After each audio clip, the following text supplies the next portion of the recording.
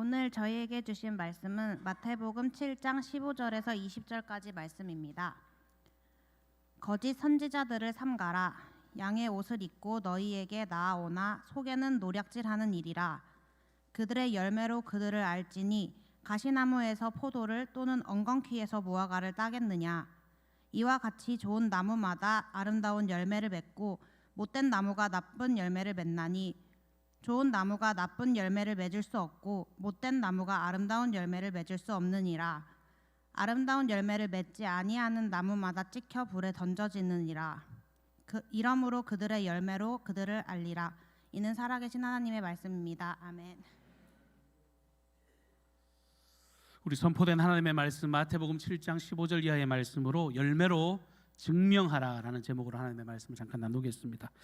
얼마 전에 인기 가수였던 우리 신해철 씨가 고인이 된 지 10주기가 되는 그런 날이 있었습니다. 제 세대에서는 굉장히 나름 유명한 가수였기 때문에 저도 애창하는 곡이 몇 곡이 될 정도로 좋아하는 가수이기도 합니다. 근데 그를 추모하는 방송에서 이 노래 저 노래가 막 들려오는데 유독 제 귓전을 사로잡는 노래가 한 곡이 있었습니다.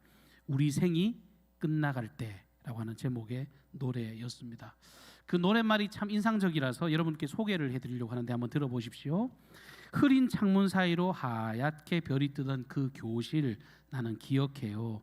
내 소년 시절의 파랗던 꿈을 세상이 변해갈 때 같이 닮아가는 내 모습에 때로는 실망하며 때로는 변명도 해보았지만 흐르는 시간 속에서 질문은 지워지지 않네. 우린 그 무엇을 찾아 이 세상에 왔을까? 그 대답을 찾기 위해 우리는 홀로 걸어가네. 세월이 흘러가고 우리 앞에 생이 끝이 날 때 누군가 그대에게 작은 목소리로 물어보면 대답할 수 있나? 지나간 세월에 후회는 없었노라고. 여러분 어떠십니까?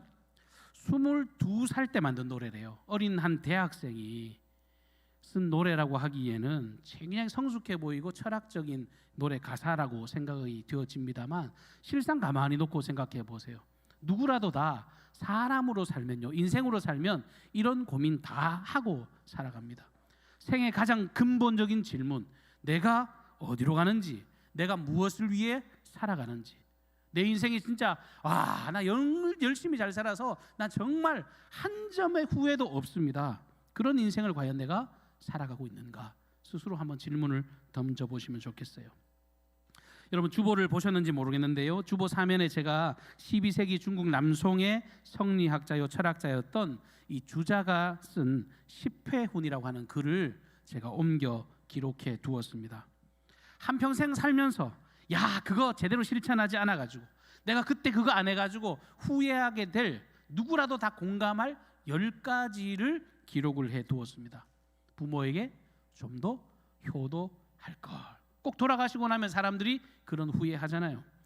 사랑하는 가족들과 함께 어울려 살 때 그때 더 잘할 걸. 내가 젊어서 조금 더 열심히 공부할 걸. 이런 식의 10가지를 쭉 나열하고 있는데 그때 순간에 판단을 잘못해서 놓치면 돌이킬 수 없는 후회가 인생에게는 얼마든지 있다라고 하는 것입니다. 실제 세상의 모든 지혜자들은 이런 삶을 살아가지 말라고, 이렇게 돌이켜 후회하지 말라고 많은 가르침들을 주고 있습니다. 후회라고 하는 말 자체가 다시는 돌이킬 수 없는 삶에 대한 한탄과 슬픔이기 때문에 그래요. 근데 여러분 우리가 신앙생활 합니다. 근데 하나님 역시도 마찬가지입니다. 성경도 우리에게 동일한 가치를 우리에게 말씀하고 있습니다.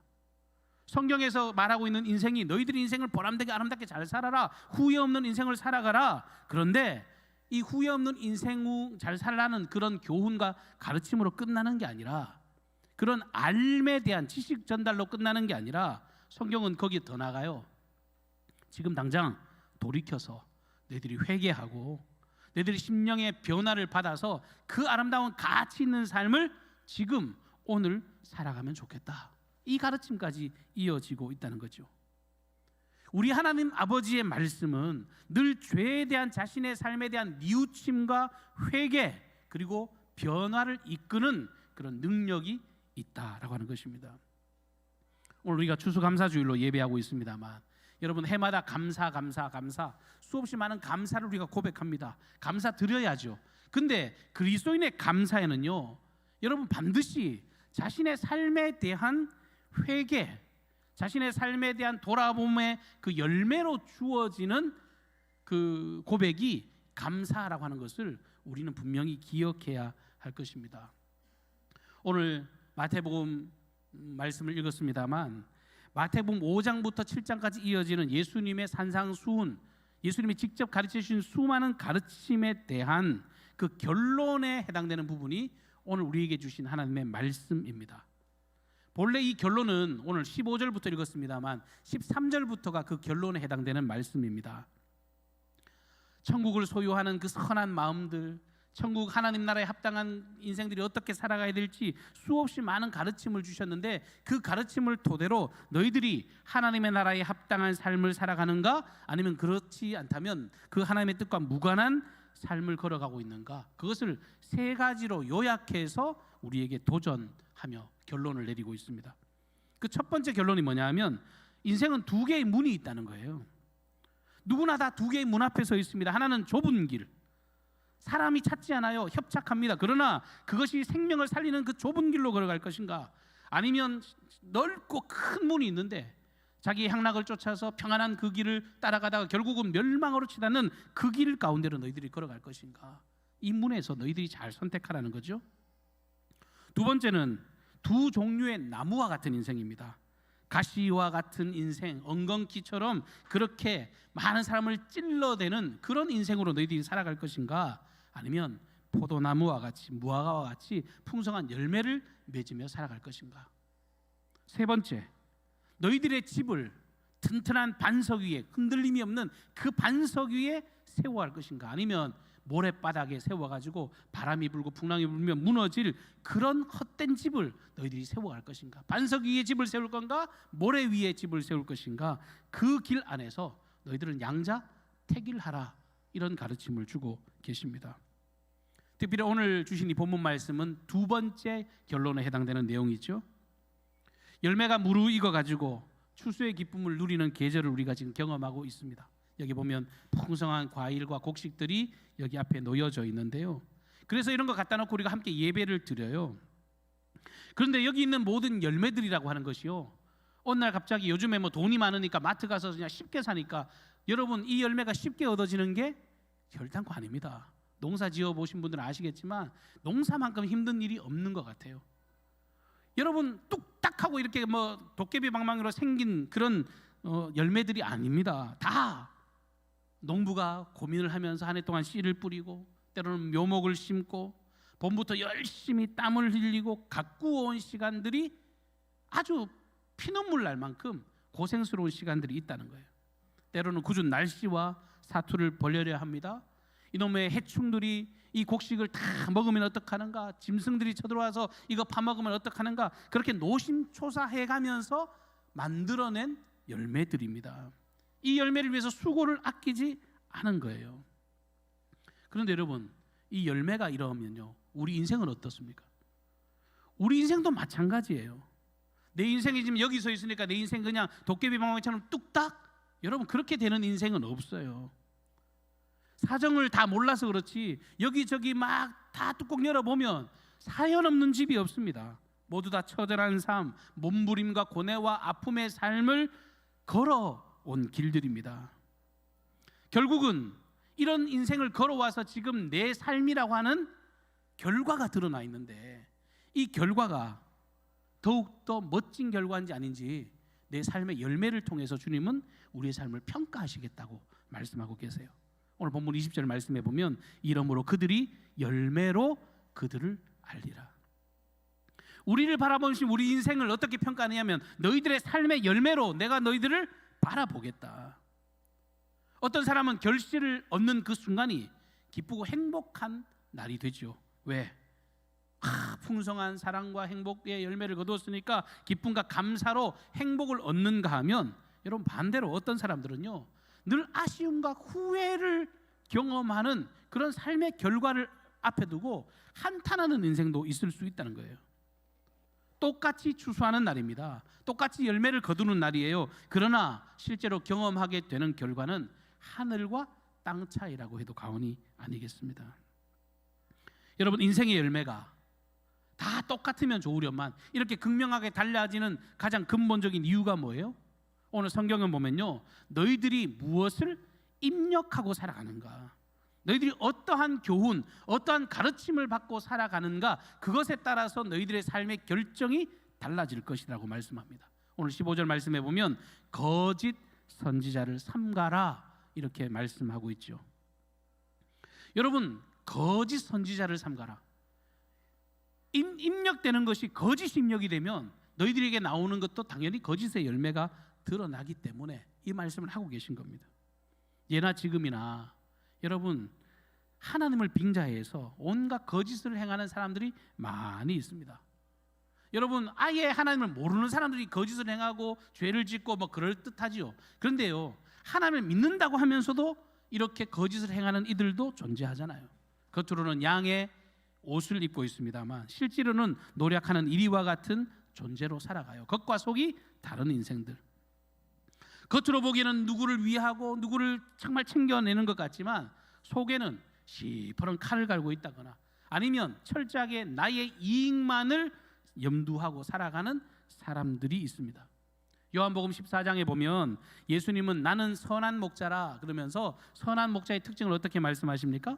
양을 사랑하고 양을 위해서 자신의 목숨까지도 기꺼이 바치는 나는 선한 목자라. 그런데 거짓 선지자들은 그렇지 않아요.